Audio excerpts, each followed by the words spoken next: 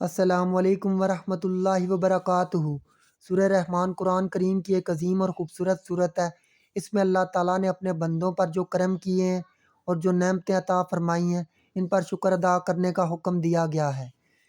اس صورت میں ایک آیت فَبِأَيِّ آلَاءِ رَبِّكُمَا تُكَذِّبَانِ کو 31 بار ارشاد فرمایا گیا ہے۔ حدیث سے ثابت ہے کہ جو شخص اس صورت کی تلاوت کرے گا قیامت کے دن اس کا چہرہ 14ویں کے چاند کی طرح چمکے گا۔ سورہ رحمان پڑھنے کی برکت سے گھروں میں برکتیں ہوتی ہیں، رزق کی تنگی دور ہو جاتی ہے۔ اگر کسی پر جادو یا برے تعویذوں کے اثرات ہوں تو وہ دور ہو جاتے ہیں۔ اگر کسی پر جنات کا اثر ہو تو وہ زائل ہو جائے گا، اور اگر کوئی ایسا بیمار ہو کہ ہر دوا بے اثر ہو گئی ہو تو اس کو شفا ملے گی۔